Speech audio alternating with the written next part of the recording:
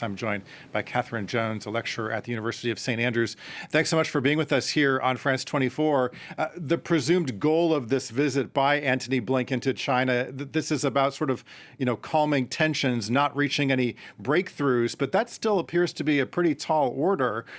Overall, how do you characterize current relations between the U.S. and China? Okay, so good afternoon, everybody.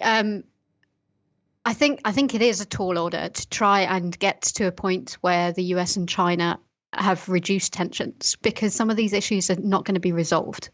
They are still going to be issues going forwards. And so it's about finding mechanisms through which they can speak, that they can communicate, that both gives each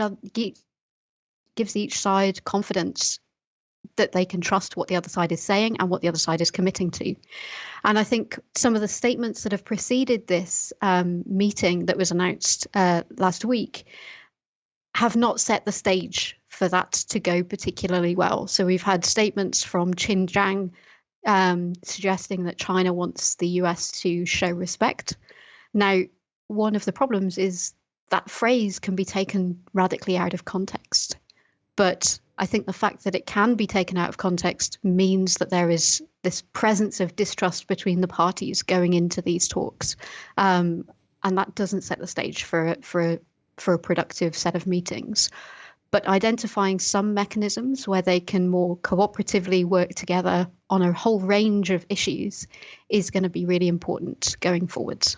Well, right. You talk about trust. We should point out that Blinken's planned trip back in February was derailed by a Chinese spy balloon that flew over the U.S. It was, eventually shot down, but there doesn't seem to be a lot of trust between the U.S. and China at the moment. What do you think will be Blinken's priorities as he goes into these meetings?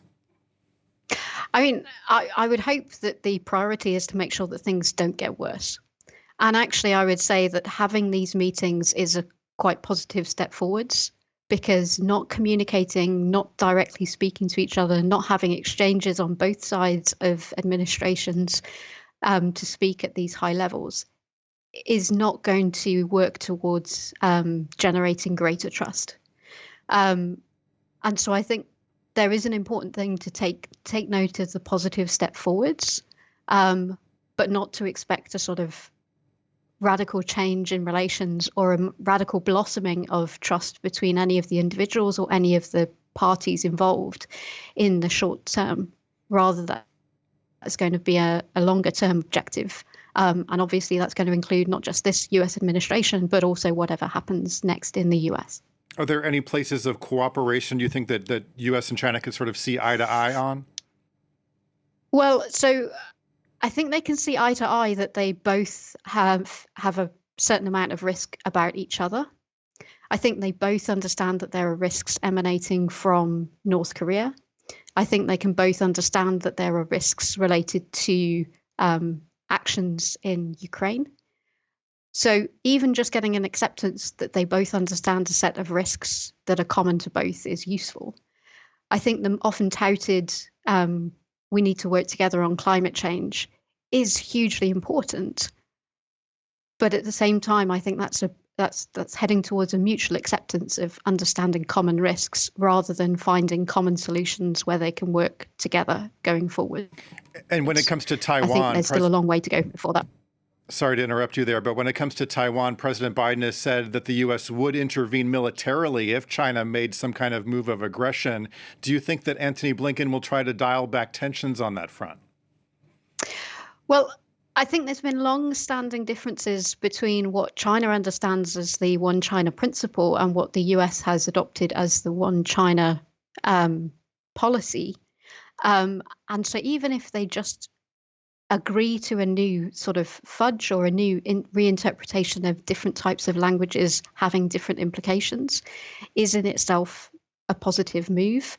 I don't think that's going to mean that either side step back from their stated positions, because I don't think either side are have left themselves open to walk backwards from their positions.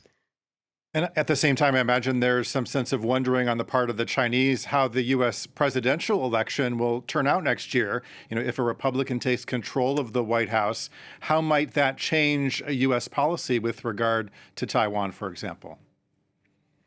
Well, and I think it's also important to factor in that Congress would also shape some of those stories around Taiwan and how the US interprets what its obligations and its commitments are. So I think it's not just about who might be president, but also what the composition of Congress might be at that stage as well. I think China is viewing that, but also I think you can see that we've had a sort of change in tone under Joe Biden. I don't think we've actually seen a shift in some fundamentals of US policy under Joe Biden. So I think there is some confidence that the US policy wouldn't hugely change in relation to Taiwan. Now, that might not be very reassuring for the Chinese administration in Beijing and not very reassuring for Xi Jinping. But I think consistency might, being focused on consistency might actually be quite helpful.